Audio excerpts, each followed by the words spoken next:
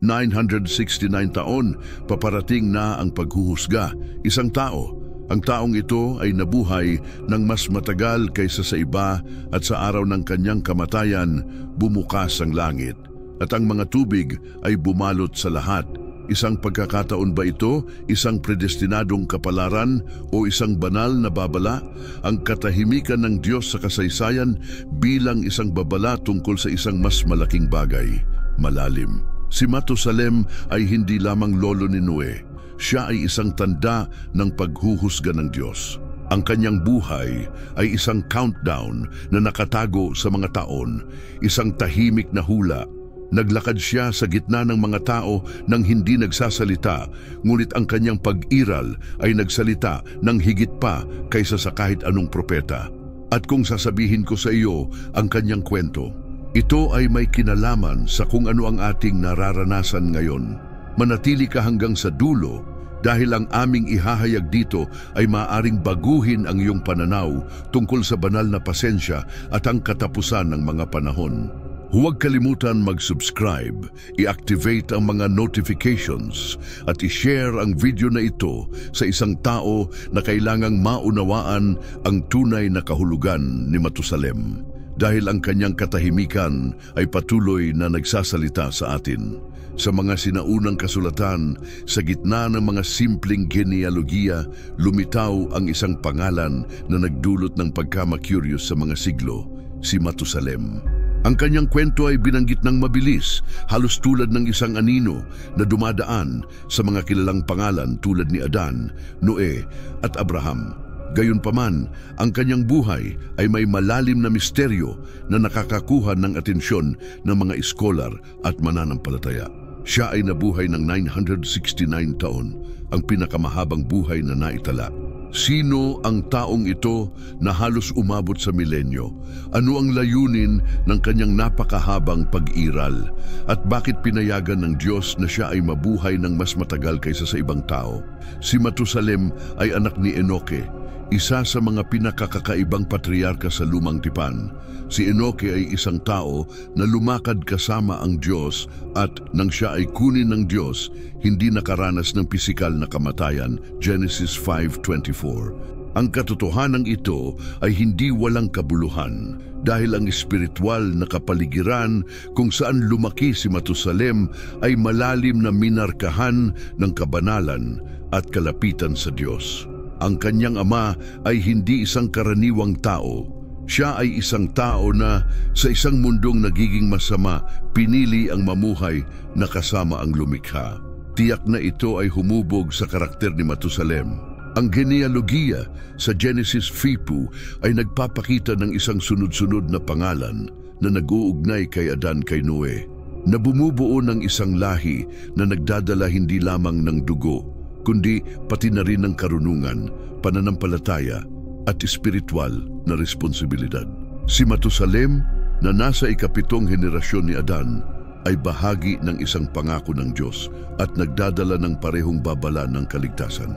Ang kanyang anak na si Lameke at ang kanyang apo na si Noe ay magiging mahalaga sa plano ng Diyos na iligtas ang sangkatauhan sa pamamagitan ng nalalapit na paghuhusga. Sa makatuwid, si Matusalem ay hindi lamang kilala sa kanyang haba ng buhay, kundi bilang isang mahalagang bahagi sa ugnay na nag-uugnay sa Eden hanggang sa baha. Sa Genesis 5:21-27, mababasa natin, si Enoke ay nabuhay ng 85 taon at nagkaanak ng si Matusalem. At si Enoke ay lumakad kasama ang Diyos pagkatapos niyang manganak kay Matusalem. Siya ay nabuhay ng 300 taon at nagkaroon ng mga anak na lalaki at babae. At lahat ng araw ni Enoke ay 365 taon. At si Enoke ay lumakad kasama ang Diyos at kinuha siya ng Diyos. Si Matusalem ay nabuhay ng 190 taon at nagkaanak ng si Lameke. Matapos niyang manganak si Lameke, si Matusalem ay nabuhay ng 732 taon. Nagkaroon ng mga anak at mga anak na babae at lahat ng araw ni Matusalem ay 969 taon at siya ay namatay. Ang talatang ito na tila simple ay may mga malalim na kahulugan. Una, napapansin na si Enoke ay nagsimulang maglakad kasama ang Diyos pagkatapos ng kapanganakan ni Matusalem na nagpapahiwatig na ang kapanganakan ni Matusalem ay nagdala ng isang pahayag o tanda mula sa Diyos. Ayon sa ilang apokripal na aklat tulad ng aklat ni Enoke, sinasabi na si Enoke ay nakakita ng mga pangitain ng darating na paghuhusga at ang kapanganakan ni Matusalem ay isang tanda na nagsimula na ang orasan ng paghuhusga ng Diyos. Ang pangalang Matusalem sa Hebreo ay maaaring unawain bilang kapag siya ay mamatay, darating ang mensahe. At sa isang nakakagulat na paraan, namatay si Matusalem sa parehong taon ng dakilang baha na nagmumungkahi na ang kanyang buhay ay isang patuloy na paalala mula sa Diyos na ang paghuhusga ay malapit na, ngunit pati na rin isang simbolo ng pasensya ng Diyos. Ang kanyang mahabang buhay ay isang pagpapakita ng banal na awa bago parusahan ng mundo dahil sa kasamaan nito. Tungkol sa kapaligiran ni Matusalem, kailangan nating isipin ang isang panahon na ibang-iba sa atin. Isang panahon kung saan ang mga tao ay nabubuhay ng daang taon, kung saan ang mga direktang inapo ni Adan ay buhay pa at maaaring direktang magpasa ng kaalaman mula sa mga nakaraang henerasyon. Si Adan, halimbawa, ay namatay nang si Matusalem ay nasa edad na 230 taon. Ibig sabihin, si Matusalem ay nabuhay ng mahigit sa 2 siglo kasama ang unang nilalang na nilikha ng Diyos. Marahil ay nakikinig ng mga direktang kwento tungkol sa paglikha at ang simula ng mundo. Ang mga kwento ng Eden, ng pagbagsak, ng paghuhusga ng Diyos at ng pangako ng kaligtasan ay nagpapakita ng isang kamanghamanghang realidad na kadalasan ay hindi napapansin, ngunit nag-aalok ng bagong dimensyon sa ating mga buhay. Si Matusalem, bagaman hindi detalyado ang kanyang mga aksyon o mga salita sa mga kasulatan, ay isang makapangyarihang figura at ang katahimikan sa paligid ng kanyang buhay ay nagdaragdag lamang sa misteryo na nakapalibot sa kanya. Madalas, ang katahimikan sa kasulatan ay nagsasalita ng higit pa kaysa sa anumang salita. Ang simpleng katotohanan na si Matusalem ay nabuhay ng ganoon katagal, dumaan sa isang napakahalagang panahon para sa sangkatauhan, ay ginagawa siyang isang sentral na punto sa pag-unawa sa karakter ng Diyos, sa kalikasan ng kanyang paghuhusga at sa mga mensahe na nakatago sa mga sinaunang henerasyon. Sa makatuwid, si Matusalem ay hindi lamang isang tao na nabuhay ng isang kahangahangang haba ng buhay. Siya ay isang propetikong figura, isang patuloy na paalala na ang panahon ng biyaya ay may hangganan. Ang kanyang pag-iral ay minarkahan ng paghihintay at pagpapatuloy na nag-uugnay sa mundo ni Adan sa nalalapit na paghuhusga na darating kasama si Noe. Bagaman ang kanyang kwento ay binanggit ng mabilis sa mga sagradong aklat, ang kanyang pamana ay umaabot sa buong istruktura ng Biblia bilang isang eko ng pasensya ng Diyos at ng tahimik na katapatan ng mga matuwid sa gitna ng kasamaan ng kanilang panahon. Ang tunay na misteryo ng kanyang buhay ay nagsisimulang mabunyag habang mas malalim nating sinusuri ang kanyang kwento. Ang haba ng buhay ni Matusalem na mas mahaba kaysa sa sinumang tao na naitala ay hindi isang simpleng pagkakataon ni isang simpleng talaan ng oras. Isa itong tanda, isang mensahe na nakatago sa laman at buto. Habang tinutuklasan natin ang kwento na ito, mapapansin natin na bagamat tahimik si Matusalem, siya ay isa sa mga pinakamakapangyarihang tao sa buong kwento ng Biblia.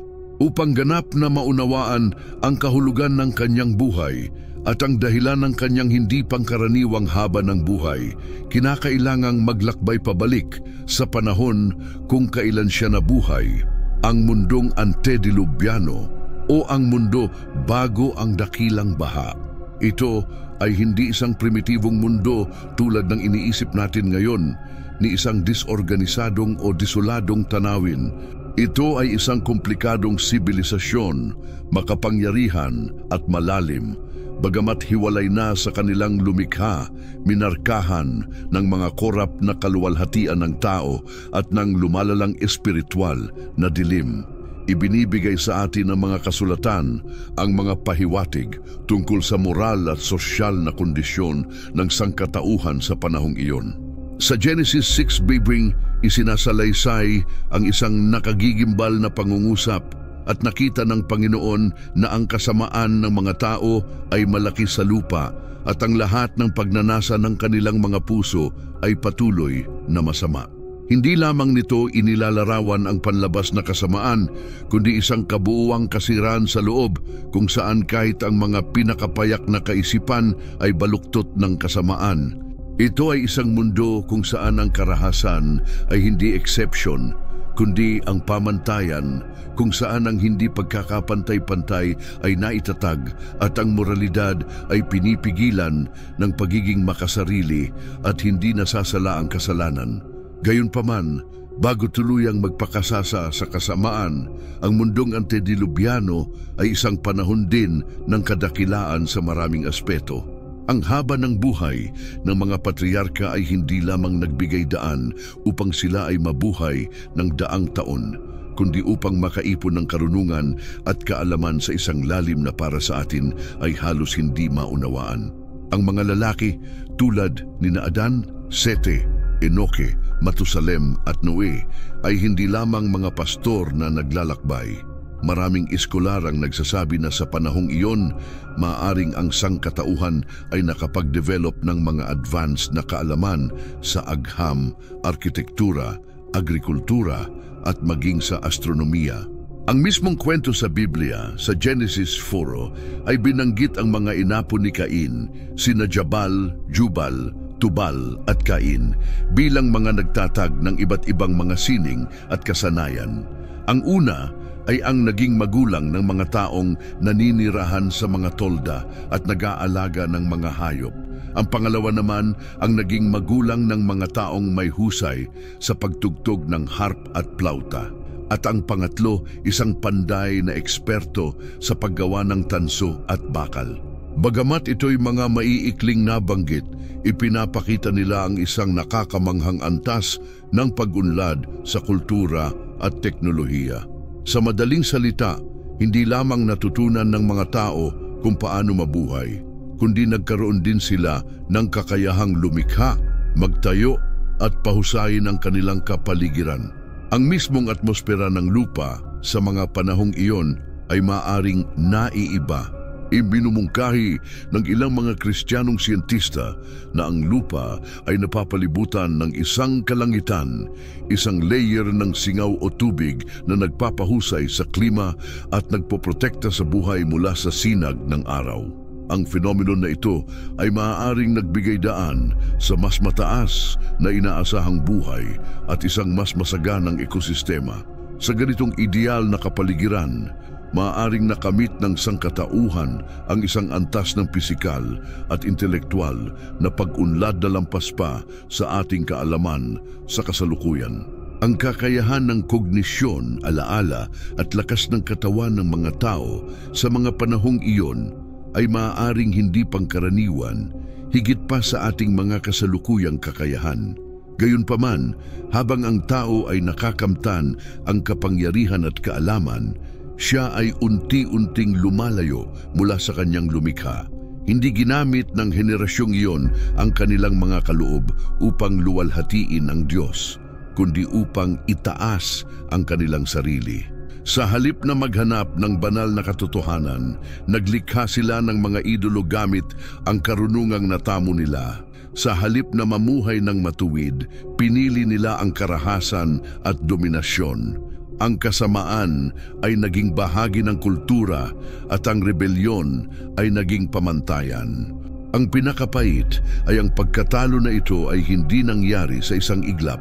Ito ay isang unti-unting proseso na tumagal ng maraming henerasyon kung saan ang sangkatauhan ay unti-unting inaalis ang kanilang espiritual na kamalayan hanggang sa ang tinig ng Diyos ay magmukhang banyaga at malayo. Ito ang kapaligiran kung saan nabuhay si Matusalem, isang panahon na tumutungo patungo sa kalaliman ng may matatag na mga hakbang at isang mayabang at determinadong tingin. Gayunpaman, sa gitna ng lahat ng ito, pinanatili ng Diyos ang isang linya ng pananampalataya, pinangalagaan ang isang angkan na patuloy na nagpapanatili ng buhay ng apoy ng katotohanan. Ang mga patriarka tulad ni Enoke, Noe at si Matusalem mismo ay tulad ng mga tahimik na ilaw sa langit. Sa gitna ng lumalalang dilim, ang kanilang presensya ay hindi lamang nagsilbing moral na patotoo, kundi nagdala rin ng babala ng paghuhusga mula sa Diyos. Ang pasensya ng Diyos ay malalim na kaugnay sa presensya ng mga matuwid na tao sa lupa. Ang mundong bago ang baha ay, sa maraming aspeto, isang panahon na nalimutan ng kasaysayan, ngunit hindi ng walang hanggan. Noong mga panahong iyon, ang langit ay nakamasid habang ang tao ay nilikha ayon sa kanyang imahe. Gayunpaman, ang kalooban ng Diyos ay nasira ng isang nilalang na pinangungunahan ng kayabangan, paghahangad ng kapangyarihan at rebelyon. Ang interbensyon ng Diyos ay naging hindi maiiwasan at nang magbukas ang mga langit at lumabas ang mga bukal mula sa kalaliman, ang paghuhusga ng Diyos ay hindi ipinilit, kundi isang resulta ng mga siglo ng mga babalang hindi pinansin. Si Matusalem na may 969 taon ang pinakamahabang patotoo ng sibilisasyong ito. Siya ay ipinanganak habang si Adan ay buhay pa at namatay noong taon na nagsimula ang baha. Naranasan ni Matusalem ang pagsilang at pagbagsak ng buong mga henerasyon. Nakita niyang nawawala ang pag-asa, unti-unting nawawala sa mga pusong matigas. Narinig niya ang mga kwento ng Eden mula sa mga bibig ng mga tao na may alaala ng kanyang kaluwalhatian at nasaksihan kung paano nawawala ang kaalaman tungkol sa Diyos, na parang alon sa memorya ng nakaraan. Ang kanyang buhay ay umabot hanggang sa limitasyon ng pasensya ng Diyos, tulad ng isang manipis na linya na nagtataguyod ng awa sa harap ng nalalapit na paghuhusga. Ngunit pagkatapos, siya ay nawala sa ilalim ng mga tubig ng baha. Ang kanyang mga turo, ang kanyang mga babala at ang halimbawa ng mga kaunti na nanatiling tapat tulad niya ay patuloy na umuugong ng tahimik sa buong mga siglo. Kahit na ang kasamaan ay tila nangingibabaw ng walang paglaban, ang biyaya ay patuloy na naghanap ng espasyo upang magpakita. Sa gitna ng isang mundong mabilis na tumutungo sa kaguluhan, ang figura ni Enoke ay namutawi bilang isang nag-iisang ilaw ng malalim na pakikipag-isa sa Diyos. Ang kanyang kwento, bagamat maikli sa mga kasulatan, ay may malaking epekto. Habang ang mga henerasyon ng mga inapo ni Adan ay nagpapatuloy na minarkahan ng patuloy na paulit-ulit na trahedya at siya ay namatay, ang kwento ni Enoke ay pinutulang siklong ito ng isang pambihirang pahayag. At si Enoke ay lumakad kasama ang Diyos at siya ay nawala sapagkat siya ay kinuha ng Diyos. Genesis 5:24. Sa mga salitang ito, ipinapakita ng mga kasulatan na si Enoke ay hindi nakaranas ng kamatayan, kundi siya ay inilipat direkta sa presensya ng Diyos, isang pangyayaring walang katulad.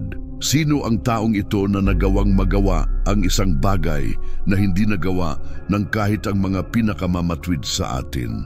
Si Enoke, ang ikapitong inapo ni Adan, isang bilang na sumisimbolo ng kahusayan o kabuuan sa Hebreo, anak ni Harede at ama ni Matusalem, ay malalim na nakaugat sa sangkatauhan. Ngunit sa gitna ng lumalalang kasamaan, gumawa siya ng isang radikal na desisyon, lumakad kasama ang Diyos. Ang ekspresyong ito na hindi lamang poetiko ay nagsasaad ng isang araw-araw na pakikipag-isa, isang buhay na ganap na naka-align sa kalooban ng lumikha, isang patuloy na ugnayan masigasig at tunay. Ang pagbanggit kay Enoke sa Genesis 5 ay nagkukumpirma ng kanyang halimbawa ng pananampalataya. Sa pamamagitan ng pananampalataya, si Enoke ay inangkat upang hindi makita ang kamatayan.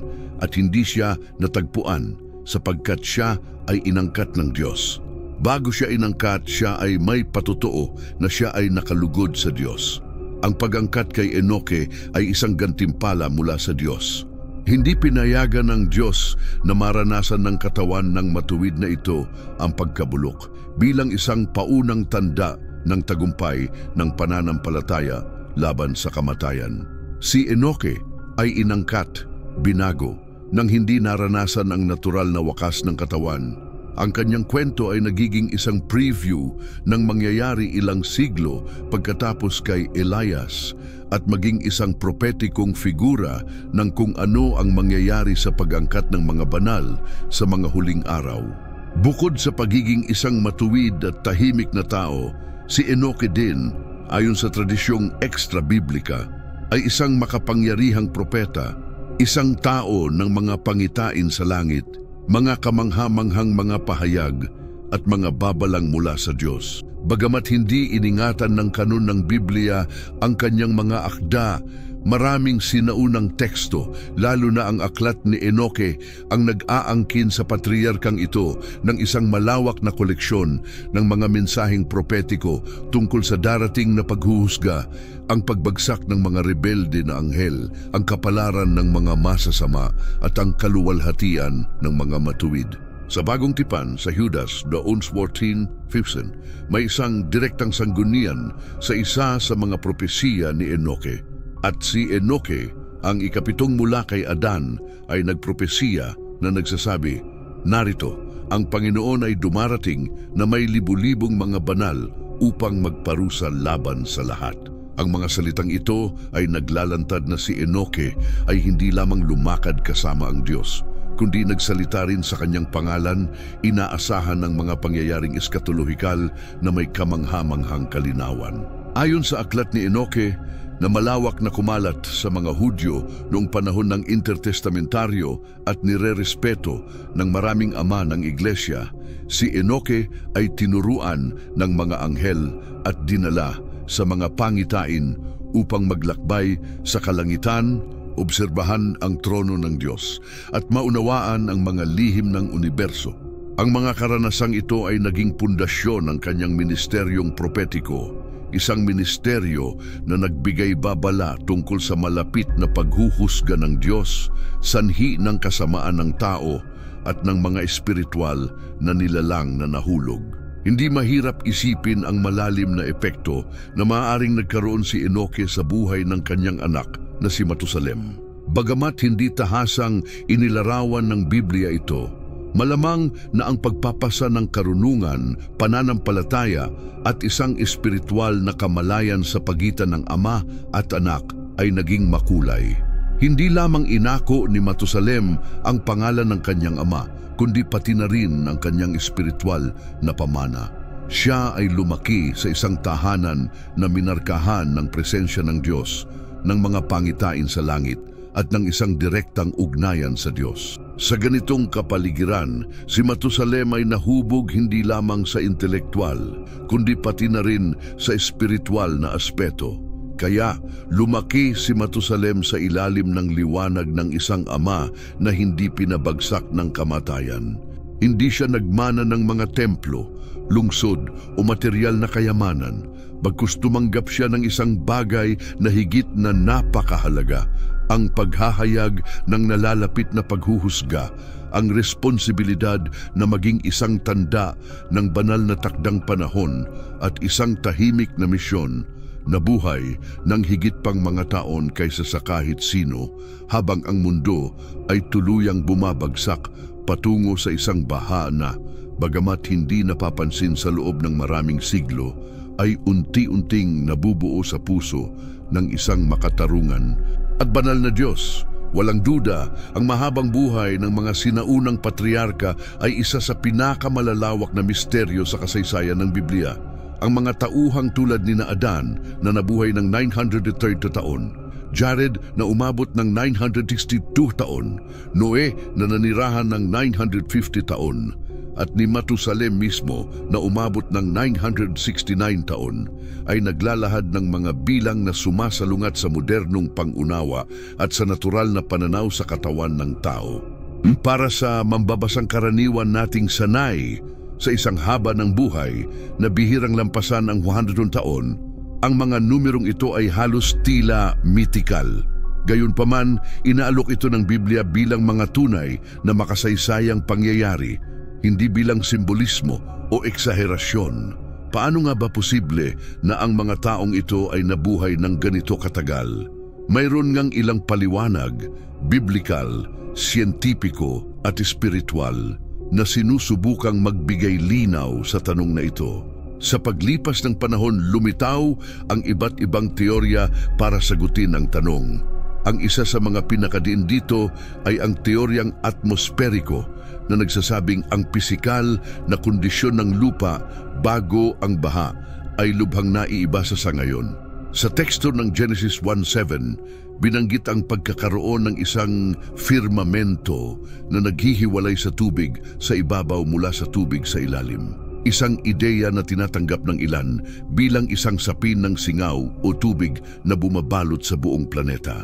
Ayon sa teoryang ito, ang ganitong uri ng kalangitan ay lumikha ng isang perpektong greenhouse effect na nagpapanatili ng matatag na temperatura, isang atmosfera na mayaman sa oksiheno at pantay-pantay na presyon, mga kondisyong maaaring nagpapabagal sa pagtanda ng selula, nagpapasigla sa cell regeneration at sa kabuuan ay nagdulot ng pambihirang kahabaan ng buhay. May mga modernong pag-aaral na nagpapahiwatig na ang sobrang oksihenasyon ay maaring pabilisin ang proseso ng cellular regeneration, isang argumento na pabor sa posibilidad ng isang pisikal na kapaligiran noon na sumusuporta sa mas mahahabang buhay.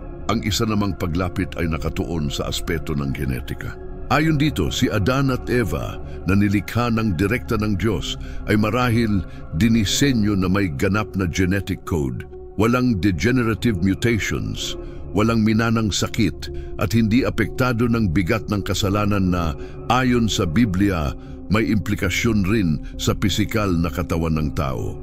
Ngunit habang lumaganap ang kasalanan sa sangkatauhan at ang mga henerasyon ay lumilipas, unti-unting bumababa ang kalidad ng genetics na siyang sanhi ng pagbaba ng kalidad ng buhay at ng inaasahang haba ng buhay. Ang prosesong ito ng genetic degradation ay maaaring makatulong ipaliwanag kung bakit matindi ang pagbagsak ng lifespan matapos ang baha.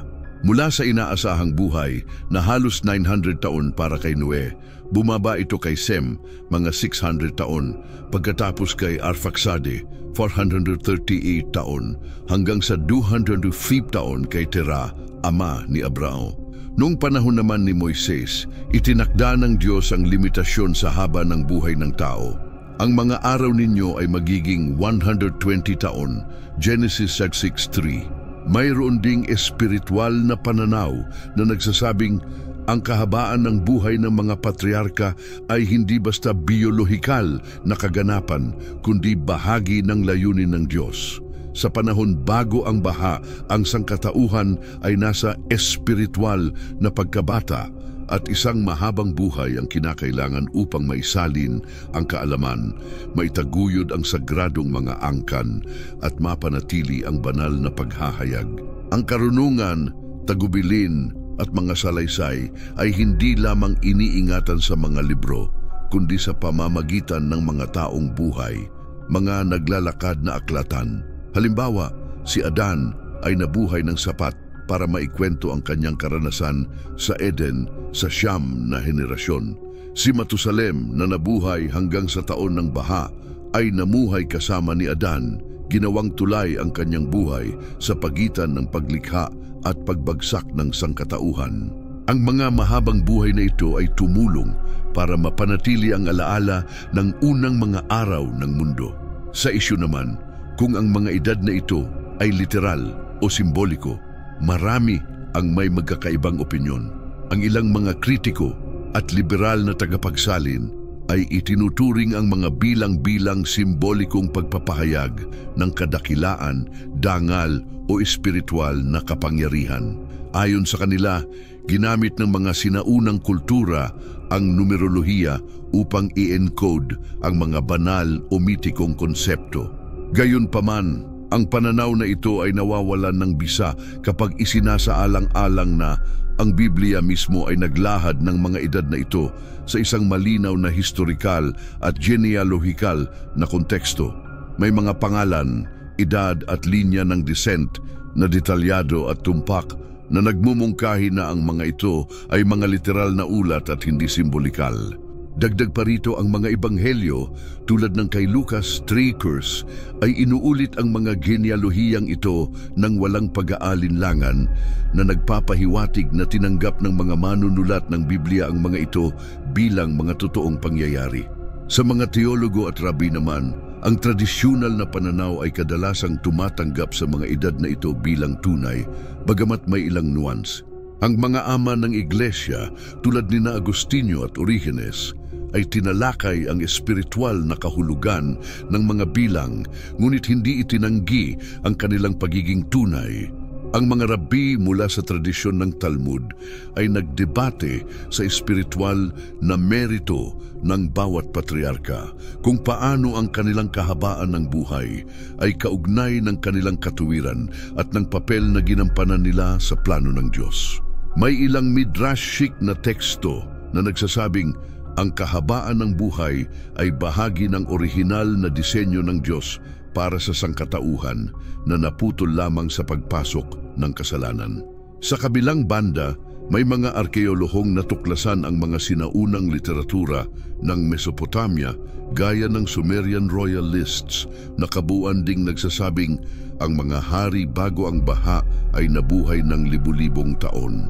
Bagamat mas mataas at matindi ang mga numerong iyon, ang pagkakapareho ng ideya na ang mga tao ay may napakahabang buhay ay nagpapahiwatig na malawak ang paniniwala sa ganitong posibilidad sa sinaunang mundo, marahil bilang isang baluktot na refleksyon ng orihinal na katotohanan. Sa liwanag ng lahat ng teoryang ito, tila ang kahabaan ng buhay ng mga patriarka ay resulta ng pagsasama-sama ng ilang mga salik, isang pisikal na kapaligiran na perpekto, isang genetics na hindi pa nade-degenerate, isang banal na layunin at isang plano na nangangailangan ng maraming panahon para matupad.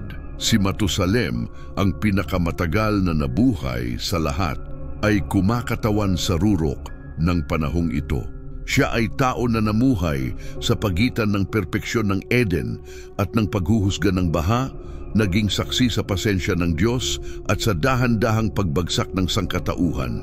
Sa kanyang 999 na taon, hindi lang niya hinamon ang modernong lohika, kundi pinipilit tayo na muling pagnilayan ang papel ng oras ng katawan ng tao at ng kalooban ng Diyos sa kasaysayan ng Biblia. Si Matusalem ay hindi lamang isang tao na nabuhay ng maraming taon, kundi isang buhay na simbolo ng kung paano ang tao ay nasa kanyang orihinal na estado bago pa man ang kasamaan ay kumalat ng hindi na maibabalik. Sa buong kasulatan, ginamit ng Diyos ang mga tao hindi lamang bilang mga tagapagsalita, kundi bilang mga buhay na tanda, mga simbolo na, nang hindi ginagamit ang mga salita, ay nagpapahayag at nagpapakita ng kanyang mensahe.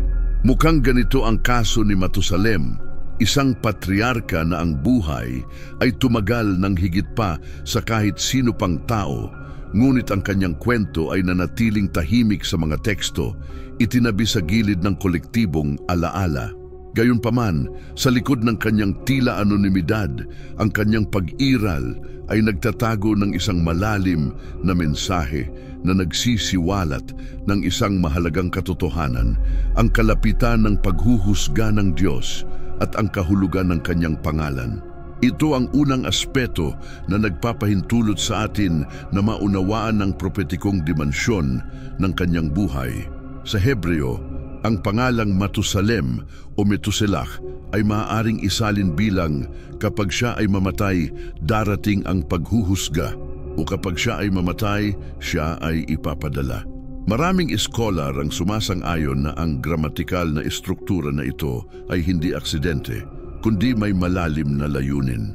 Sa kulturang Hebreo, ang mga pangalan ay hindi lamang mga pagkakakilanlan, kundi mga propesiya, mga representasyon ng karakter o mga anunsyo ng kapalaran. Kaya tuwing binanggit ng isang tao ang pangalan ni Matusalem, hindi nila namamalayan na ipinapaalala nila na ang kanyang kamatayan ay magiging tanda ng isang bagay na ipapadala ng Diyos, ang paghuhusga. At ang paghuhusga ay hindi nagtagal upang magpakita. Ayon sa kronolohiya ng Biblia, si Matusalem ay namatay sa parehong taon na nagsimula ang baha. Tignan natin ang mga detalye ng eksaktong pagkakasunod-sunod. Ang Genesis 5:25 mo ay nagsasabing si Matusalem ay nagkaanak ng si Lameke noong siya ay 187 taon. Pagkatapos ang talatang 28 ay nagsabi na si Lameke ay nagkaanak ng si Noe noong siya ay 108 taon. Ibig sabihin, si Matusalem ay 369 taon nang ipinanganak si Noe, 117 to 369. Sa Genesis 7:6, inihayag na si Noe ay 600 taon nang maganap ang baha. Kaya't si Matusalem ay may 369 plus 600 969 taon nang mangyari ang baha na siyang eksaktong edad ng kanyang kamatayan ayon sa Genesis 5:27. Ang pagkakasunod-sunod ng mga datos na ito ay walang puwang para sa pagdududa. Ang kamatayan ni Matusalem ay tumugma sa pagsisimula ng paghuhusga na tumama sa buong sangkatauhan. Maaaring ito ba ay isang simpleng kronolohikal na pagkakataon o ang kanyang kamatayan ay huling senyales na ang pasensya ng Diyos ay tuluyan ng natapos? Ang tumpak na pagkakatugma ng mga detalye ay napakabigat upang ituring na isang aksidente. Ang mathematical na tumpak ng kwento ng Biblia ay nagpapahiwatig na ang kamatayan ni Matusalem ay bahagi ng plano ng Diyos, at ang kanyang buhay ay kumatawan sa isang mahabang pagpapalawig ng oras na ibinigay ng Diyos sa sangkatauhan upang magsisi.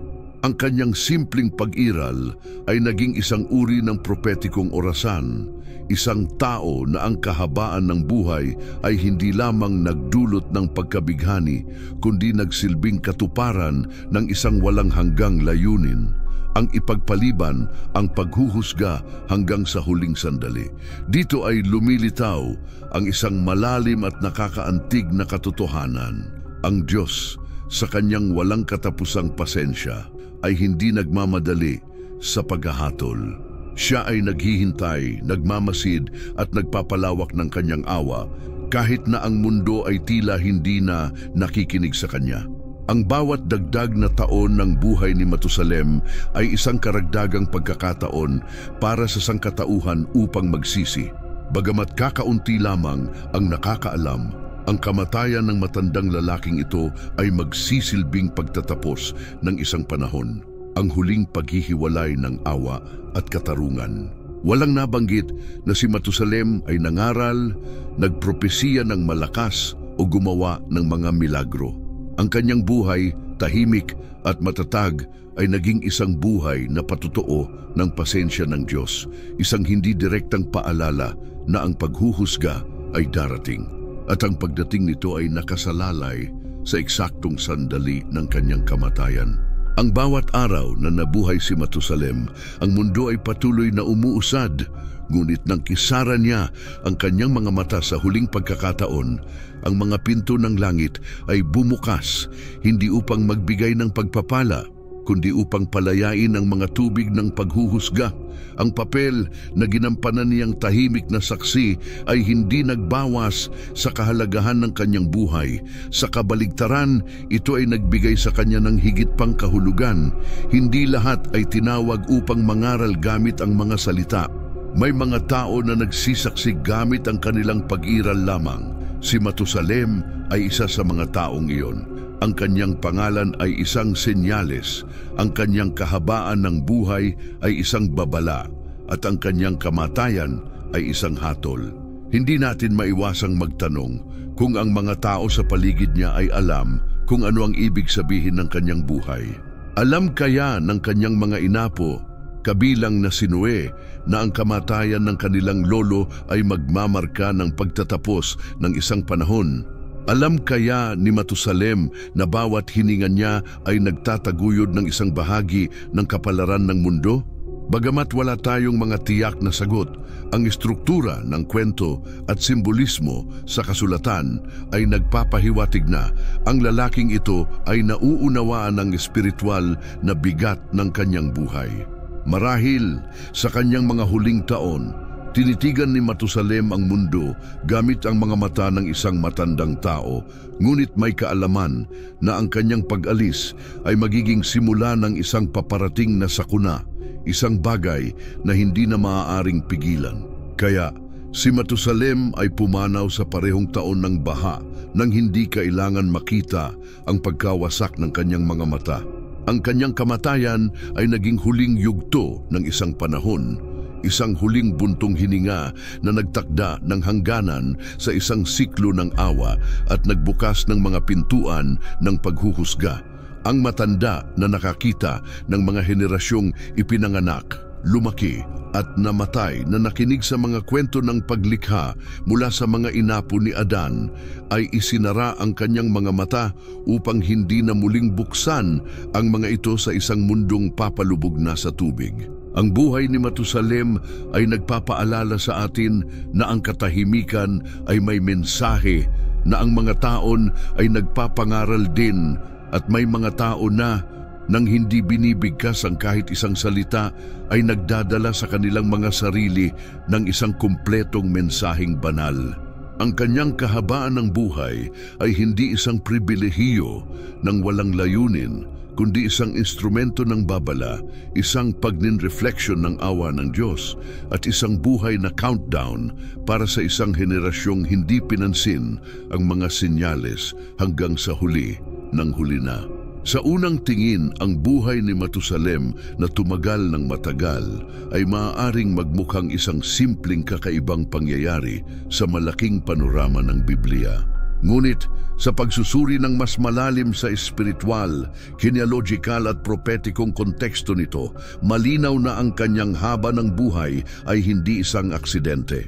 Hindi ito isang biolohikal na anomalya ni isang random na biyaya. Sa halip, ang pagpapalawak ng kanyang mga araw ay tila isang desisyon mula sa Diyos, isang pagpili na may malalim na layunin upang ipakita ang kanyang awa bago isagawa ang paghuhusga. Ang Diyos ay hindi nagmamadali. Sa buong kasulatan, ipinapakita ang kanyang karakter bilang makatarungan, ngunit pati na rin bilang matiyaga, matatag sa kanyang kabanalan at puno ng awa. Ang katotohanan na si Matusalem ay nabuhay ng 969 na taon bilang ang pinakamatandang tao na itinatala sa Biblia ay hindi maihihiwalay mula sa eksaktong sandali ng kanyang kamatayan, ang parehong taon ng baha. Tulad ng tinalakay sa nakaraang kabanata, ang pangalan ni Matusalem, kapag siya ay mamatay, darating ang paghuhusga, ay isang propetikong babala. Ang kanyang mahabang buhay ay kumakatawan sa pasensya ng Diyos na naghihintay hanggang sa huling segundo bago magpataw ng kanyang paghuhusga. Ang konseptong ito ay muling ipinapahayag sa iba pang mga talata sa Biblia. Sa 2 Pedro 3:9, mababasa natin, ang Panginoon ay hindi nag-aantala ng kanyang pangako tulad ng iniisip ng iba na ang pag-aantala ay pagkaantala, kundi siya'y matiyaga sa inyo na hindi nais na may maligaw, kundi ang lahat ay magsisi. Ang pasensyang ito ang nagtakda ng buhay ni Matusalem. Ang bawat dagdag na taon ng kanyang buhay ay isang karagdagang pagkakataon para sa sangkatauhan upang magsisi. Ang paghuhusga ay hindi dumating habang siya ay nabubuhay. Ang baha ay hindi nangyari hanggang sa siya ay pumanaw. Ang detalyeng ito ay ginagawa si Matusalem hindi lamang isang kahanga-hangang matanda, kundi isang buhay na simbolo ng mahabang pasensya ng Diyos, isang nakikitang representasyon ng kanyang biyaya. Hindi nais ng Diyos na sirain ang mundo. Nilikha niya ito ng may pagmamahal at inaalagaan ito ng may pag-iingat. Ngunit ang kasamaan ng tao ay umabot sa isang punto na naging imposibleng makamtan ang kolektibong kaligtasan. Gayunpaman, sa kabila ng pagbagsak, pinayagan pa rin ng Diyos na magpatuloy ang buhay ni Matusalem na ipinagpaliban ang kanyang pasensya ng halos 200 taon. Ang tagal na si Matusalem ay naroroon sa lupa. Kahit na sa pinakamatinding dilim, palaging may puwang para sa pagsisisi. Si Matusalem ba ay isang buhay na propetikong orasan? Lahat ng palatandaan ay nagsasabing oo, hindi gamit ang mga kamay at tiktak, kundi sa matibay na patuloy na buhay ng isang tao. Siya ay nagtakda ng ritmo ng isang banal na countdown. Ang bawat taon na nabuhay, bawat henerasyon na dumaan sa harap ng kanyang mga mata ay isang hakbang patungo sa katuparan ng isang bagay na alam na niya ang mangyayari. Ang kanyang pangalan mismo ay tinutupad ang kanyang misyon. Hindi niya kailangang mangaral. Hindi niya kailangang magsalita ng malakas. Ang kanyang buhay ay isang tinig na umuugong, ngunit hindi gamit ang mga salita. Ang kanyang kahabaan ng buhay ay nagsasalita para sa kanya. Anuman ang may espiritual na kaalaman ay malalaman na ang pasensya ng Diyos ay sumasalamin sa pag-extend ng kanyang mga araw. May isang bagay na malalim na nakakaantig sa ideyang ito. Si Matusalem ay nabuhay ng higit pa kaysa sa iba. Hindi para sa kanyang sariling kaluwalhatian, kundi bilang isang buhay na pagninrefleksyon ng pagmamahal ng Diyos para sa sangkatauhan na hindi karapat-dapat. Parang ang langit ay nagsasabi sa mundo, hanggang siya ay nabubuhay, may oras pa. Ang kanyang misyon ay tahimik, ang kanyang tawag ay nakatago. Ang bawat umaga na nasaksihan ni Matusalem sa kanyang katandaan ay isang bagong pagkakataon mula sa Diyos para sa tao upang magbalik loob sa Kanya. Ang konseptong ito ay may malaking kahalagahan sa ating mga panahon dahil si Matusalem ay hindi lamang isang figura ng nakaraan, kundi isang refleksyon ng karakter ng Diyos na paulit-ulit na makikita sa buong kasaysayan. Bago ang paghuhusga, palaging may mga saksi. Bago ang espada, palaging may babala. At bago magsara ang isang pinto, pinapalawig ng Diyos ang oras na parang ayaw ng eternity na putulin ang huling ugnayang maaaring magligtas pa. Ang kahabaan ng buhay ni Matusalem ay isang aktwal na pagkakaroon ng awa. Ang kanyang katawan na matanda na ay naging isang buhay na patutuo ng Diyos na hindi nagmamadaling magwasak, kundi patuloy na nag-aalok ng mga landas ng kaligtasan. Nang siya ay pumanaw, hindi ito simpleng isang matandang lalaki na bumalik sa alabok, kundi ang huling hadlang sa pagitan ng biyaya at paghuhusga. Kaya, nang isara niya ang kanyang mga mata, gumalaw ang langit at naghanda ang lupa para sa hindi maiiwasang pangyayari. Nagsimulang pumatak ang mga patak ng ulan, hindi bilang isang ordinaryong ulan, kundi bilang huling hakbang ng isang Diyos na naghintay hanggang sa huling hininga ng kanyang tapat na lingkod. Bago binuksan ang pintuan ng langit at pinayagan ang mga tubig na magsalita sa kanya. Isa sa mga pinakakagiliw-giliw na koneksyon sa genealogiyang biblikal ay ang relasyon ni Matusalem at ang kanyang apo na si Noe. Hindi ito simpleng ugnayan ng dugo, kundi isang koneksyong henerasyonal na nagbuklod sa dalawang magkaibang panahon. Ang isang papalapit na sa pagtatapos puno ng kasamaan at ang isa naman na magmamarka ng isang bagong simula pagkatapos ng paghuhusga ng baha. Si Matusalem ay hindi lamang ang biological na lolo ni Noe, kundi marahil ay isa ring espiritual na guro, tagapayo, at ang huling tagapangalaga ng kaalaman at pananampalataya bago ang katapusan ng mundo, bago ang baha. Ang Genesis 5:25-29 ay nagsasabi na si Matusalem ay nagkaanak kay Lameke noong siya ay 187 taon at si Lameke sa kanyang bahagi ay nagkaanak kay Noe noong siya ay 182 taon. Ibig sabihin, si Matusalem ay 369 taon nang ipinanganak si Noe at nabuhay pa siya ng 801 taon hanggang sa si Noe ay magdaong sa parehong edad kaunti bago ang baha. Ang ganitong mahahabang taon ng pagsasama ay naging dahilan upang hindi maiwasang magtanong kung gaano kalaki ang impluensya ni Matusalem sa spiritual at moral na pagpapalaki ni Noe. Sa mga panahong hindi pa naisusulat ang mga kasulatan, ang karunungan ay ipinasa mula sa bibig hanggang bibig, mula sa puso patungo sa puso, mula sa henerasyon patungo sa henerasyon. Lumaki si Noe sa isang mundo kung saan ang karamihan sa sangkatauhan ay naging corrupt. Ang Genesis 6 ay naglalarawan ng isang lipunan na pinamumunuan ng karahasan, hindi pagkakapantay-pantay at kasamaan. Sa bahay ni Lameke at sa gabay ni Matusalem, natutunan ni Noe kung paano maglakad kasama ang Diyos. Hindi ito aksidente na sinasabing si Noe ay nakatagpo ng biyaya sa mata ng Panginoon, Genesis 6:8. At sa kalaunan ay si Noe ay isang matuwid na tao, perpekto sa kanyang mga henerasyon. Kasama ang Diyos, si Noe ay naglakad, Genesis 6:9. Ang paglalarawang ito ay may kahalintulad na nakakamanghang pagkakatulad sa kanyang lolo na si Enoke na sinasabing naglakad kasama ang Diyos. Ang espiritual na lahi ay nanatiling buhay. Kahit na ang kasamaan ay nasa paligid, ang pananampalataya ay nanatiling buhay tulad ng isang apoy na hindi na pinatay. Si Matusalem, sa kanyang natatanging kahabaan ng buhay, ay tiyak na isang tagapangalaga ng patotoo ni Enoke.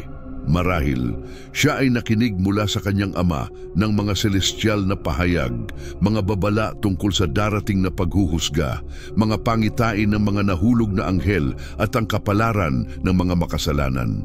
Ang mga leksyon na ito ay tiyak na ipinasa sa kanyang anak na si Lameke at sa kalaunan sa kanyang apo na si Noe. Sa isang mundong ang katotohanan ay pinapalakas ng idolatriya at kasamaan, ang bahay ni Matusalem ay tiyak na isang kuta ng katarungan, isang kanlungan ng tunay na pananampalataya. Si Matusalem ba ay tumulong sa pagtatayo ng arka? Ang Biblia ay hindi nagsasaad ng direkta, ngunit ang pagkalkula ng kronolohiya ay nagpapakita ng posibilidad. Ang Genesis 6:3 ay nagsasabi na magbibigay ang Diyos ng karagdagang 120 taon sa sangkatauhan bago ang baha, at sa panahong iyon nakatanggap si Noe ng utos mula sa Diyos na gumawa ng arka. Dahil si Matusalem ay nabubuhay pa sa panahong iyon, malamang na alam niya ang kautusan ng Diyos na ibinigay sa kanyang apo at marahil ay nagbigay ng mga payo, suporta o direktang tulong. Kahit na matanda, hindi si Matusalem ay isang mahina na tao. Ang mga patriarka ng antedilubyano ay may lakas at kalinawan ng isipan sa loob ng mga siglo. Kung siya ay nagkaanak kay Mecca sa edad na 187 at nabuhay ng halos 800 taon pa, makatwiran na isipin na sa malaking bahagi ng kanyang katandaan, napanatili pa rin niya ang kanyang mga kakayahan. Hindi ito tungkol sa imahinasyon ng isang matandang lalaki na nagdadala ng kahoy para sa arka, kundi tungkol sa isang matalinong tao na ipinasa sa kanyang apo ang huling piraso ng divine legacy. Tinutulungan siyang unawain ang tinig ng Diyos. Inihahanda siyang maging tao na tatawid sa malaking pagputol ng mundo. Ang pagtatayo ng arka ay hindi lamang isang proyekto sa inhinyeriya, kundi isang monumental na gawa ng pananampalataya na nakabase sa pagsunod, pasensya at pag-asa. At ang pananampalatayang iyon na bihira sa mga panahong iyon ay hindi kusang dumating. Ito ay pinalago, itinuro, minana. Ang relasyon ni Matusalem at ni Noe ay tiyak na may malaking papel sa espiritual na pag-unlad ng huli. Sa puso ni Noe ay nag-aalab ang isang apoy na hindi bago, kundi isang pagninrefleksyon ng liwanag ng mga naunang henerasyon na nakaligtas sa mga hangin ng kasalanan. Ang apoy na ito ay nagsimula kay Enoke, inalagaan ni Matusalem, at ngayon ay ipinasa upang magsustento sa bagong sangkatauhan. Ang transisyon sa pagitan ng mga henerasyon bago ang baha ay hindi lamang pagpapalit ng mga pangalan sa talaan ng genealohiya, kundi isang paglilipat ng misyon at responsibilidad, isang pamana na dumaan sa isang mundong nagkakalasog. Si Matusalem ay kumakatawan sa pagtatapos ng isang panahon, ang panahon ng mga taong ipinanganak habang si Adão ay buhay pa, mga nakarinig ng mga kwento ng Eden mula sa mga nakakita, mga nakaranas ng presensya ng Diyos nang walang tagapamagitan, at namuhay na may kamalayan na ang paghuhusga ay malapit ng dumating. Si Noe, sa kabilang banda, ay magiging simula ng bagong panahon, ang panahon ng natupad na paghuhusga, ng bagong simula at ng naibangon na sangkatauhan. Nang pumanaw si Matusalem, si Noe ay 600 taong gulang na. Isa siyang matanda, handa na at may sapat na kaalaman upang tuparin ang pinakamahalagang misyon ng kanyang buhay. Ngunit malamang na sa kaibuturan ng kanyang puso, dala-dala ni Noe ang mga salita, payo at tahimik na karunungan ng kanyang lolo.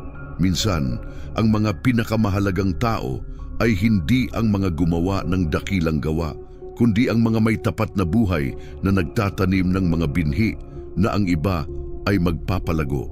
Kaya't ang huling hininga ni Matusalem ay hindi lamang pagtatapos ng isang buhay, kundi isang paglilipat ng pamana. Isang pamana na natagpuan kay Noe, ang isang matabang lupa at handang makinig sa tinig ng langit at kumilos kahit na ang mundo ay nagtatawa sa kanya. Dahil sa tahimik ngunit makapangyarihang pamana na iyon, nakapagsimula ang bagong sangkatauhan pagkatapos ng paghuhusga sa ibabaw ng mga alon ng isang mundong pinurga ng apoy mula sa langit at ng katapatan ng isang matuwid. Sa biblikal na naratibo, may mga sandali na nagmamarka ng bago at pagkatapos. Ang ilan sa mga sandaling iyon ay mga makapangyarihan tulad ng paghahati ng pulang dagat, ang pagbigay ng batas sa Sinai o ang pagkabuhay na mag-uli ni Kristo. Ngunit may mga iba na mas banayad, mas tahimik at ang kanilang kahalagahan ay hindi nasusukat sa ingay na nililikha nila, kundi sa walang hanggang kahulugan na taglay nila sa plano ng Diyos. Ang kamatayan ni Matusalem ay isa sa mga sandaling iyon.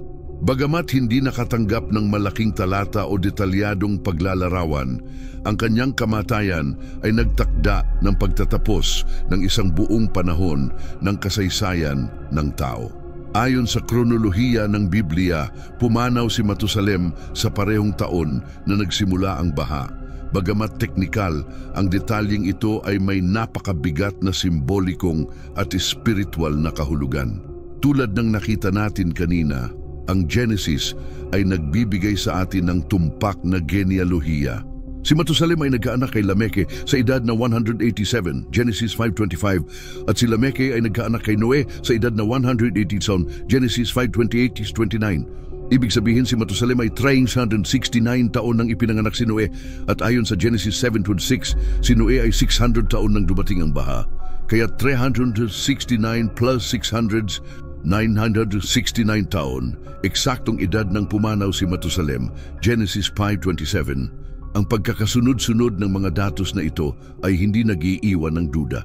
Ang kamatayan ni Matusalem ay tumugma sa simula ng paghuhusga. Ang tanong ay hindi maiiwasan. Ito ba ay isang simpleng pagkakataon o isang pagkakapareho ng oras, ay isang malinaw na mensahe mula sa langit?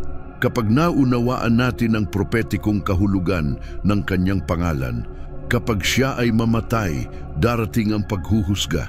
Nagiging malinaw ang sagot. Ang kanyang kamatayan ay ang huling babala, ang huling hininga ng awa bago ang paghuhusga ng Diyos. Habang si Matusalem ay nabubuhay, ang sangkatauhan ay may oras. Ngunit nang pumanaw ang kanyang kaluluwa, ang pasensya ng Diyos ay natapos gaya ng paglubog ng araw na tahimik na bumababa sa lupa. Ang hiningang ito ay nagtakda ng pagtatapos ng isang panahon, ang panahon ng mga patriarkang antedilubyano. ng mga tao na mahahabang buhay na namuhay sa pagitan ng alaala ng Eden at ang patuloy na kadiliman ng mundo. Ang mga nangyari kaagad pagkatapos ay hindi isang karaniwang pangyayari o isang natural na sakuna, kundi ang direktang paghuhusga ng Diyos sa sangkatauhan. Ang baha ay hindi isang resulta ng hindi nakokontrol na mga natural na proseso, kundi ang pagsasagawa ng isang hatol na inihayag mula sa trono ng kataas-taasan. Ipinapakita ng Genesis 6:5 ang dahilan ng paghuhusga at nakita ng Panginoon na ang kasamaan ng tao ay malaki sa ibabaw ng lupa at ang lahat ng hilig ng mga kaisipan ng kanyang puso ay patuloy na masama. Hindi nagmadali ang Diyos. Mula sa anunsyo ng paghuhusga hanggang sa katuparan nito lumipas ang 120 taon. Sa panahong ito, si Noe, tagapagsalita ng katuwiran, Eusebiio Pedro 2:5, ay nagtayo ng arka at nagbigay babala sa mundo. Ngunit habang hindi pa dumating ang paghuhusga, habang hindi pa nauubos ang huling patak ng pasensya ng Diyos, si Matusalem ay nabubuhay pa.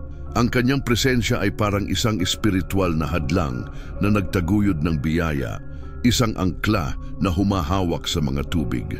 Nang siya ay pumanaw, hindi lamang isang buhay ang natapos, kundi ang huling ugnayan na pumipigil sa pagpapahayag ng paghuhusga. At sa kanyang kamatayan, hindi lamang dumating ang baha, kundi nawala ang isang buong henerasyon. Isang lahi ng mga tao na nanirahan sa mundo ng mga siglo, tagapagtaglay ng sinaunang karunungan, mga tagapagmana ng kaalaman mula kay Adao at mga saksi sa kasaysayan ng tao mula sa simula ay naglaho magpakailanman. Si Matusalem ay ang huling patriarka na nabuhay sa panahon ni Adao. Ang kanyang kamatayan ay hindi lamang ang pag-alis ng isang tao, kundi ang pagtatapos ng isang sibilisasyon, ng isang mentalidad, ng isang pananaw na hindi nababalik. Pagkatapos ng baha, ang haba ng buhay ay lubos na nabawasan. Hindi na muling makikita ang isang tao na nabuhay ng 900 taon. Ang mga kondisyon ng lupa, ang genetika ng tao at ang tipan ng Diyos sa sangkatauhan ay magbabago magpakailanman mula sa puntong iyon. Kaya ang kamatayan ni Matusalem ay hindi lamang ang pagtatapos ng isang buhay, kundi ang pagbagsak ng isang panahon na nagsimula sa walang kasalanan ng Eden at nagtapos sa kabuuang kasamaan. Ang mundo bago at pagkatapos ng baha ay magiging kasing laki ng pagkakaiba ng liwanag at anino. At ang linya ng paghihiwalay sa pagitan ng dalawa ay ang huling hininga ng pinakamahabang buhay na patriarka. Maaaring ang kamatayan ni Matusalem ay nangyari ng tahimik at pribado marahil kasama ang kanyang pamilya sa isang malamlam na gabi. Ngunit sa langit, ang sandaling iyon ay naitala bilang ang punto ng transisyon sa pagitan ng pasensya at katarungan ng Diyos, sa pagitan ng babala at pagpapakita, sa pagitan ng paghihintay at aksyon. Ang hindi nakita ng sangkatauhan habang si Matusalem ay nabubuhay, ay naunawaan nila ng huli nang makita ang langit na dumilim at ang mga tubig ay nagsimulang tumaas. Si Matusalem ay, sa maraming aspeto, ang huling awa bago ang bagyo, isang buhay na patotoo ng katotohanan, isang patuloy na eko ng Eden, at isang tahimik na senyales na maraming hindi pinansin.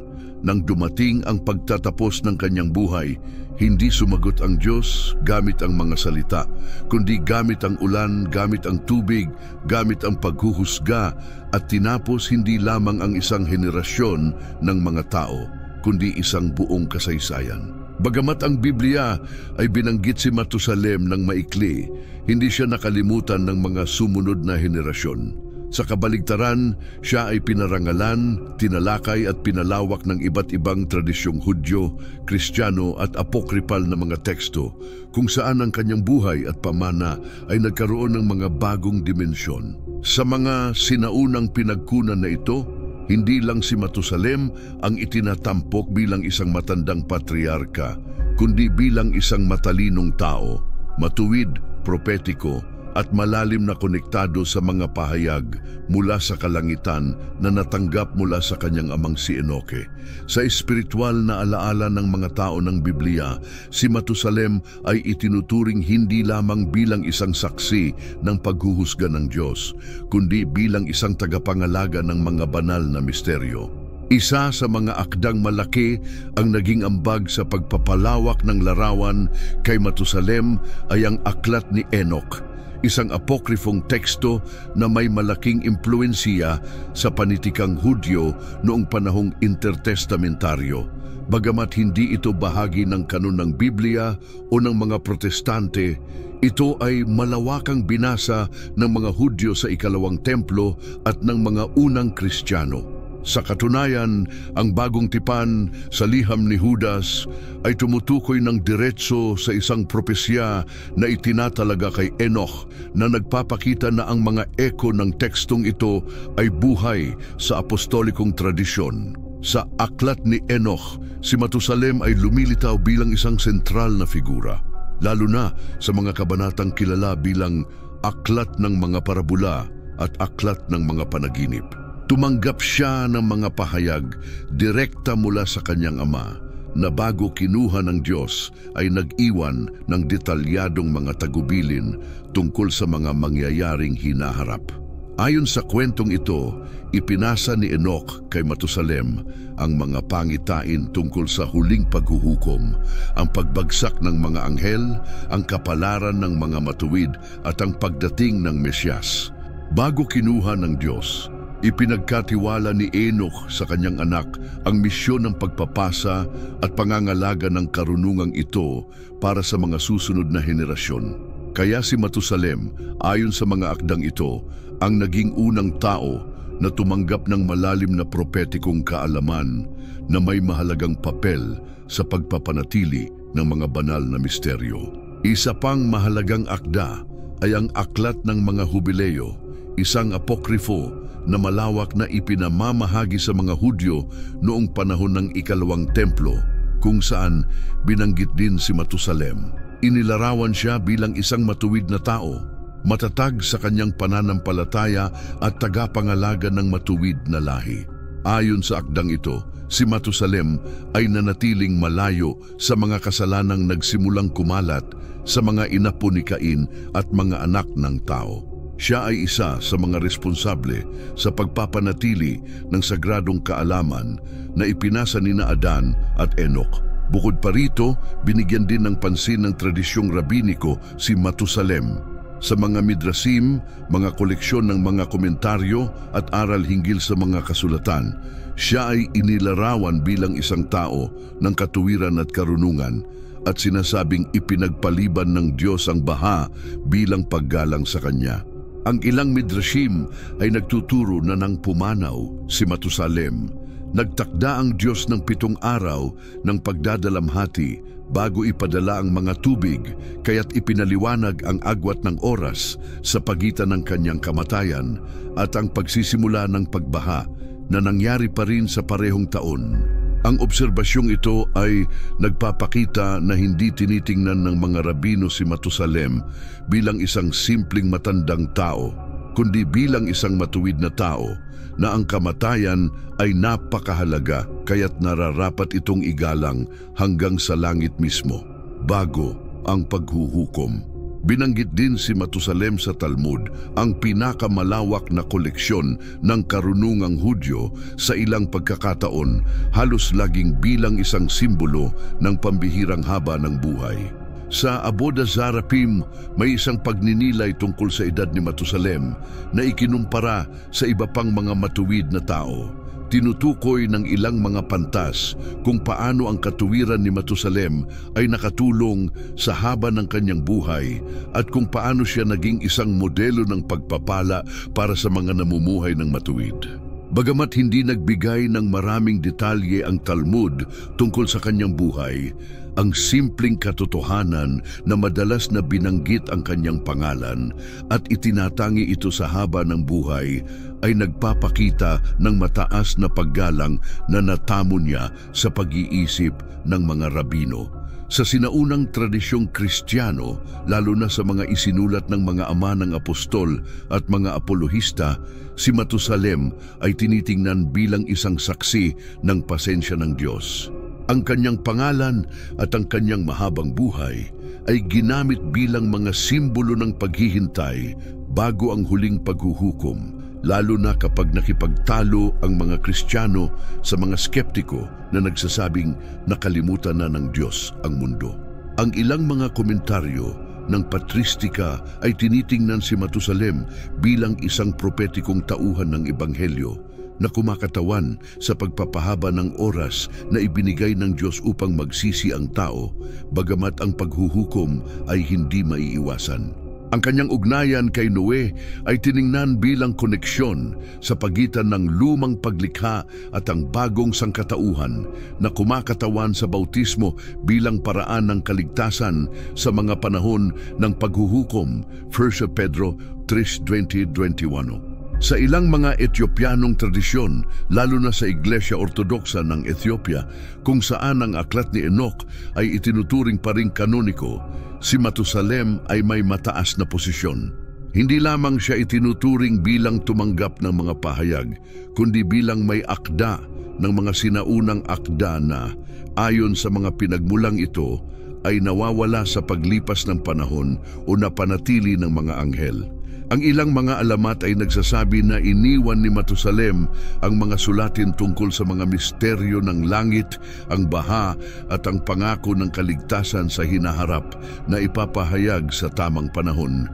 Sa buod, bagamat nananatiling tahimik ang kanonikal na Biblia tungkol sa mga detalye ng buhay ni Matusalem, ang mga relihiyosong tradisyon sa loob ng mga siglo ay pinuno ang kanyang figura ng kahulugan. Para sa mga Hudyo, Kristiyano at iba pang mga alon ng apokaliptikong pag-iisip, si Matusalem ay hindi isang maliit na figura, kundi isang mahalagang link sa kadena ng plano ng Diyos. Siya ang nagdala ng karunungan ni Enoch, ang tagapag-alaga ng propetikong oras, at ang matuwid na ang buhay ay nagmarka ng pagtatapos ng isang panahon. Ang kanyang kamatayan ay hindi lamang isang biolohikal na kaganapan, kundi isang makasaysayang espiritual. Kaya sa apokripong panitikan, sa oral na tradisyon ng mga rabino, at sa mga sinaunang pagninilay ng mga Kristiyano, patuloy na nagsasalita si Matusalem. Bagamat hindi siya nagbigay ng isang salita na naitala, ang kanyang representasyon ay tumatalab ng malakas sa mga siglo. Ang pasensya ng Diyos ay may hangganan, at kahit ang pinakamatagal na katahimikan ay darating sa wakas.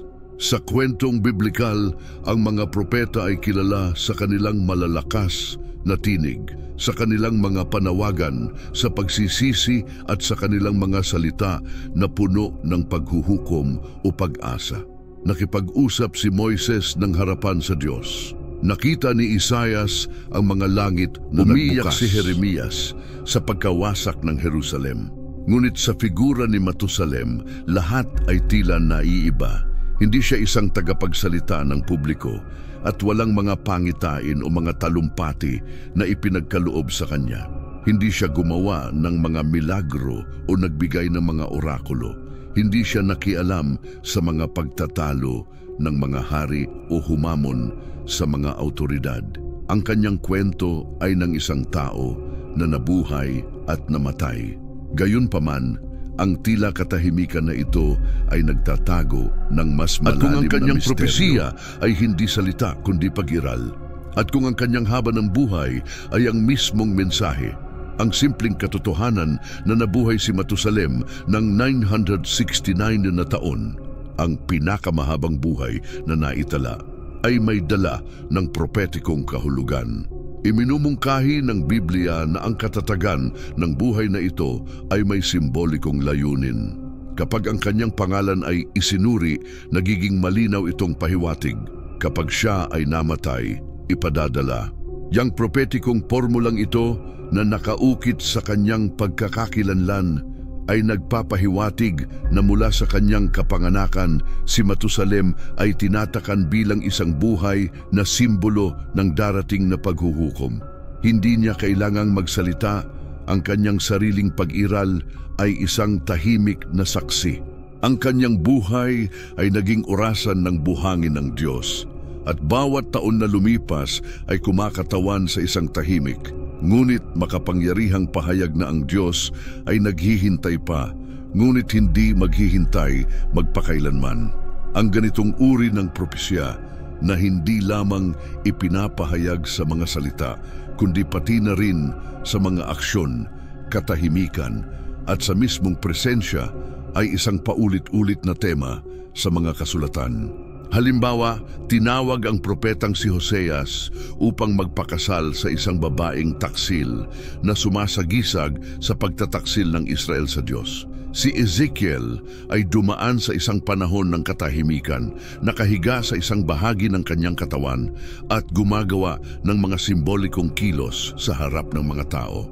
Si Isaias ay naglakad ng nakapaalis bilang isang tanda ng propesya. Sa lahat ng mga halimbawang ito, ang mensahe ay hindi ipinahayag sa mga sermon, kundi isinabuhay sa buhay ng propeta. Si Matusalem sa makatuwid ay tumutugma sa ganitong uri ng propesiya na ipinapakita sa mismong pag-iral. Hindi siya isang karaniwang propeta, kundi isang tahimik na propeta. Ang kanyang mahabang buhay ay isang pangaral na walang salita, isang patuloy na mensahe na nakatuon sa isang sangkatauhan na nabubuhay na parang ang paghuhukom ay hindi mangyayari. Bawat taon ng kanyang buhay ay nagiging isang paalala ng pasensya ng Diyos at ng hangganan ng pasensya na iyon. Ang kanyang haba ng buhay ay nagpanatili ng isang panahon ng biyaya, ngunit kasabay ng anunsyo na ang biyayang iyon ay hindi magiging walang hanggan. Bagamat hindi binanggit sa Biblia na si Matusalem ay tumanggap ng mga pangitain o salita mula sa Diyos, maraming apokrifong akda tulad ng aklat ni Enoch ang nagsasabi na siya ay naging tagapagmana ng propetikong kaalaman ng kanyang ama. Sa mga kwentong ito, ipinasa ni Enoch kay Matusalem ang mga turo mula sa langit at tinuruan siya kung paano ito itaguyod. Iniwan siya bilang tagapag-ingat ng mga lihim na inihayag ng Diyos. Sa ganitong konteksto, si Matusalem ay hindi lamang isang simbolo, kundi isang tagapag-alaga ng mensaheng propetiko, isang tao na may tungkuling panatilihing buhay ang karunungang ito hanggang sa tamang panahon. Kahit hindi nangangaral tulad ni Noe na tinawag na tagapagsalita ng katuwiran, ang buhay ni Matusalem ay isang patuloy na babala. Alam ng lahat sa kanyang paligid kung sino siya, ang kanyang pangalan ay kilala ng lahat. Taon-taon, ang kanyang presensya ay nanatili at ang paghuhukom ay hindi pa dumating. Marahil, habang siya ay tumatanda, marami ang nagsimulang kumalma, iniisip na kung siya ay buhay pa, hindi darating ang parusa. Ngunit ito mismo ang nagbigay kahalagahan sa kanyang pag-iral. Nang siya ay pumanaw, wala nang ligtas, wala nang oras, wala nang espasyo para sa pagdududa. Ang ganitong uri ng tahimik na propesya ay may natatanging kapangyarihan. Maraming beses, ang mga salita ay maaaring hindi pansinin, mali ang pagkakaunawa o labanan, ngunit ang katahimikan, kapag pinananatili ng may layunin at patuloy, ay tumatatag ng mas malalim. Si Matusalem ay isang patuloy na saksi, hindi sa lakas ng kanyang mga salita, kundi sa kahulugan ng oras. Ang kanyang buhay ay isang propetikong plakard, ipinapahayag ang mensahe. Ang Diyos ay naghihintay, ngunit kapag ako ay namatay, huli na. At dumating ang araw, namatay si Matusalem at kasama siya ang huling echo ng isang henerasyon na tumatanda pa sa Eden, na nakikinig pa sa tinig ni Adan at nagsisilbing tagapag-ingat ng karunungang ibinigay ni Enoch. Ang huling katahimikang ito ay mas makapangyarihan kaysa sa 1,000 trompeta, sapagkat sa taong iyon, hindi nagsalita ang langit, kundi kumilos. Ang mga ulap ay dumilim, ang mga kalaliman ay bumukas, at ang lupa ay tinakpan ng mga tubig ng paghuhukom na inihayag sa mga nakaraang siglo. Si Matusalem ba ay isang tahimik na propeta? Walang duda, hindi lahat ng mga propeta ay kailangang magsalita upang marinig. Ang ilan tulad niya ay nabubuhay nang sa ganoon ang kanilang pag-iral mismo ay nagiging isang tahimik na sigaw, isang babala na umaabot sa paglipas ng panahon, isang propesiya na isinasabuhay sa takbo ng mga taon. At bagamat hindi siya nangaral sa mga plaza, ang kanyang pangalan ay patuloy na binanggit ng may paggalang. Ang kanyang buhay ay pinag-aaralan pa rin ng may paggalang at ang kanyang mensahe ay patuloy na umaabot. Ipinapaalala sa atin na ang pasensya ng Diyos ay totoo, ngunit hindi walang hanggan. Sa pamamagitan ng buhay ni Matusalem, hindi lamang nagsalita ang Diyos sa kanyang henerasyon, kundi pati na rin sa lahat ng mga henerasyon sa hinaharap. Ang kanyang pangalan, ang kanyang edad, at ang eksaktong panahon ng kanyang kamatayan ay magsanib sa plano ng Diyos ng mga panahon, bumubuo ng isang pattern na umaabot lampas pa sa mga araw bago ang baha. Sa pagsusuri ng figura ni Matusalem sa isang propetikong at eskatolohikal na pananaw, lumilitaw ang isang nakakabahalang kahalintulad sa pasensya ng Diyos sa mga kasalukuyang panahon. Ang nangyari sa mga araw ni Matusalem ay tila nauulit, bagamat may mga bagong anyo at mga protagonista, ngunit ang mensahe ay nananatili pa rin. Ang Diyos ay naghihintay, ngunit hindi magpakailanman. Sa biblikal na kwento, pinalawig ng Diyos ang buhay ni Matusalem higit pa sa ibang tao bilang simbolo ng kanyang habag.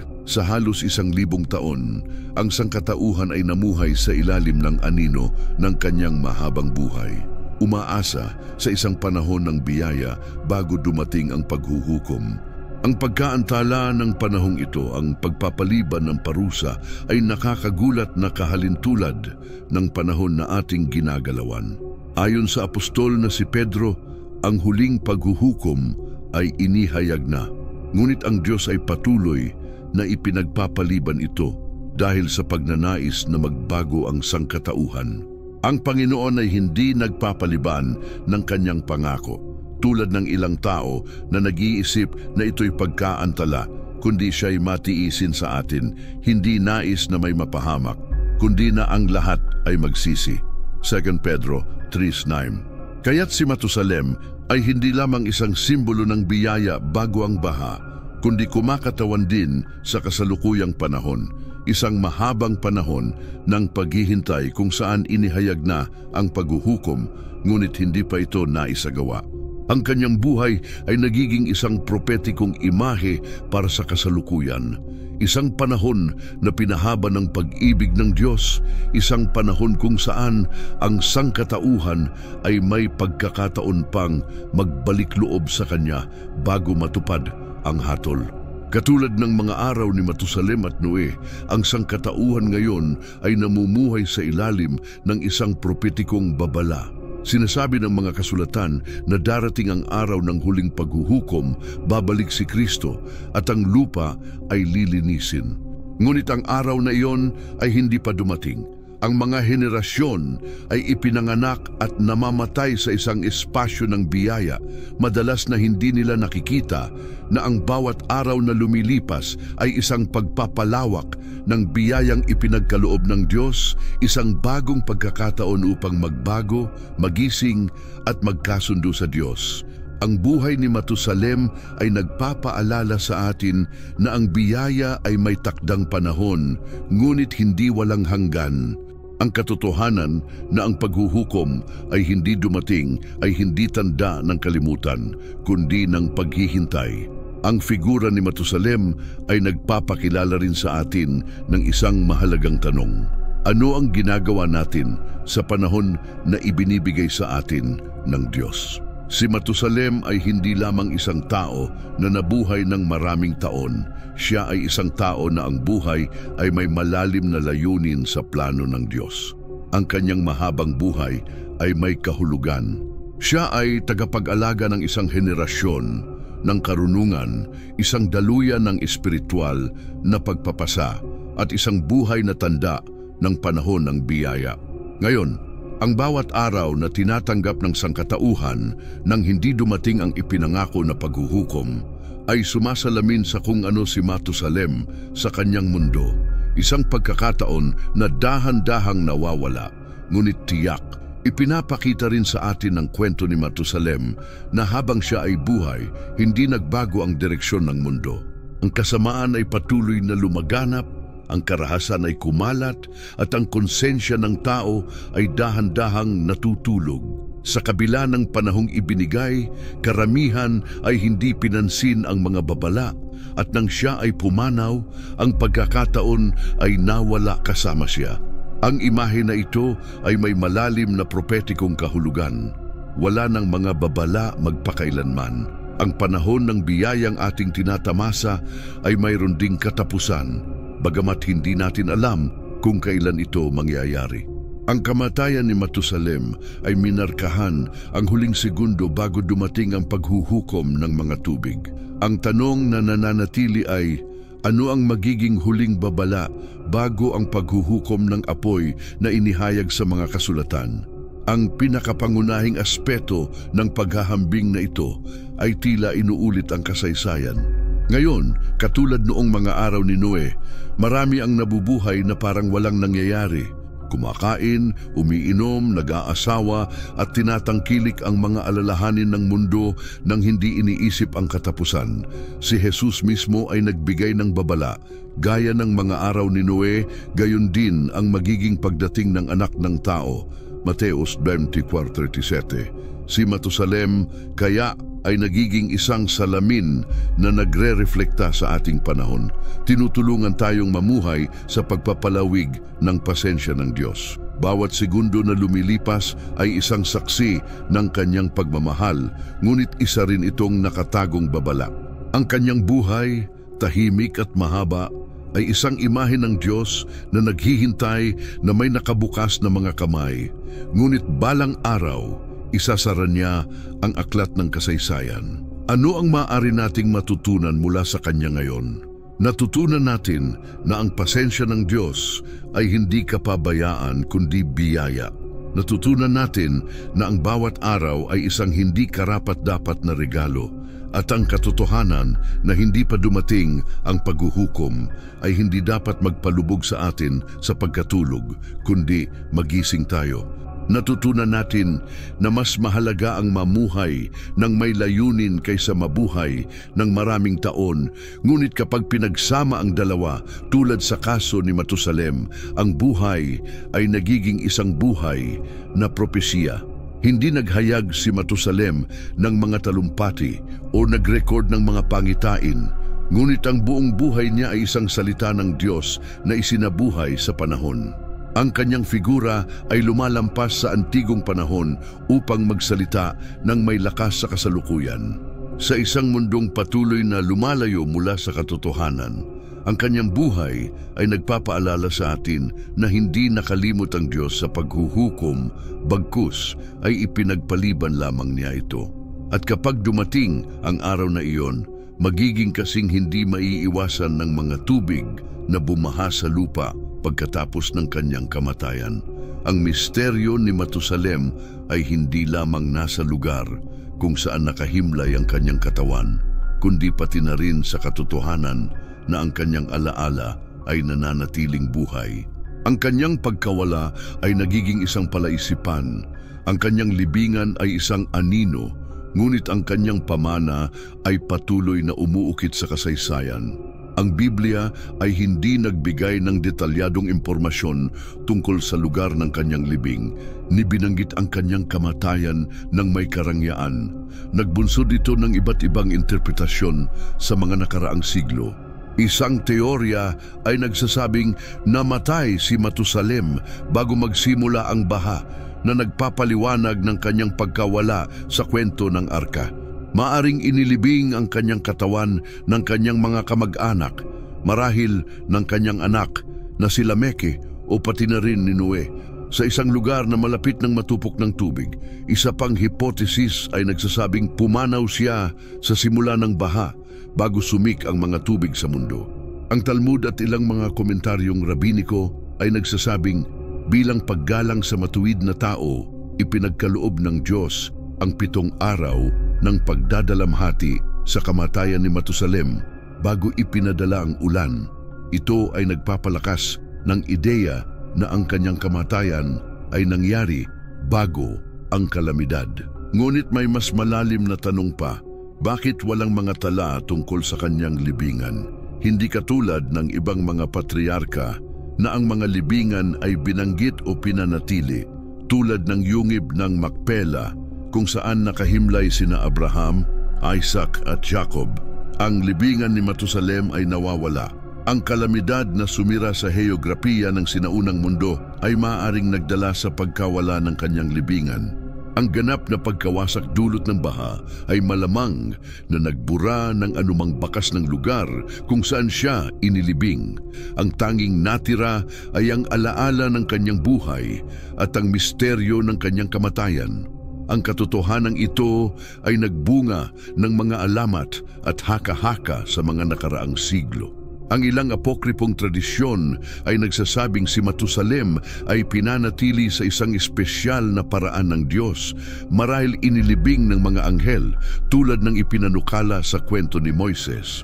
Ang mga ulat na ito, bagamat hindi nakabatay sa kanonikong teksto, ay nagpapakita ng kahalagahan ng kanyang kamatayan, hindi lamang dahil sa kaharian ng buhay, kundi pati na rin sa espiritual na kahulugan nito.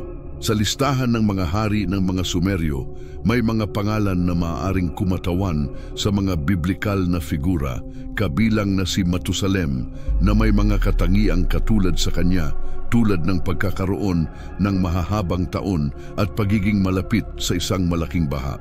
Ito ay nagpapalakas ng ideya na ang alaala ni Matusalem ay napanatili at na-transform sa ibang mga kultura sa ilalim ng ibang mga pangalan. Ang epekto ng pagkawala ng kanyang libingan ay lumalampas sa pangkasaysayan o arkeolohikal na aspekto. Ito ay malalim na simboliko. Ang hindi natagpuan madalas ay kasing halaga ng natuklasan. Ang libingan ni Matusalem na nawala sa mga tubig ng paghuhukom ay sumasalamin sa tiyak na katapusan ng isang sibilisasyon. Walang mga monumento, altar o lugar upang parangalan ang kanyang alaala dahil nais ng Diyos na ang mensahe ay manatili sa alaala, hindi sa mga labi. Ang kanyang buhay, mahaba at tahimik, ay isang babala at ang kanyang kamatayan ang huling punto ng walang balikan sa paghuhukom. Ang kanyang katawan ay nawala kasama ng sinaunang lupa. Ang kanyang mga buto ay hindi napanatili sa bato, ni ang kanyang pangalan ay inukit sa marmol. Ngunit ang kanyang kwento ay nananatili buhay, tulad ng isang ilaw na patuloy na kumikinang sa paglipas ng mga siglo, nagpapaalala sa atin na ang pasensya ng Diyos ay mahaba, ngunit may katapusan. Kapag ang pasensya ng Diyos ay umabot sa katapusan, wala ni isa sa pinakamatandang nilalang ang makakaiwas sa katuparan ng kanyang salita. Hindi hinusgahan si Matusalem batay sa mga salitang kanyang binigkas dahil wala namang naitalang salita.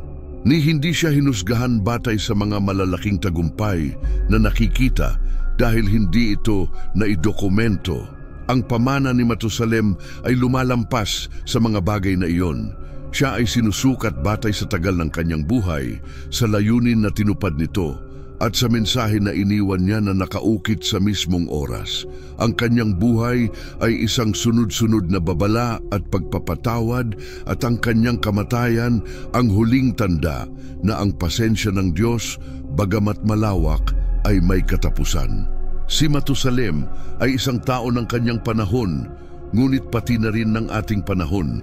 Ang kanyang figura na nakapaloob sa misteryo ay patuloy na nagsasalita sa atin ngayon sa isang henerasyon na, tulad noong mga araw ni Noe, ay nagpapadala sa pang-araw-araw na buhay nang hindi napapansin na ang orasan ng Diyos ay patuloy na tumatakbo.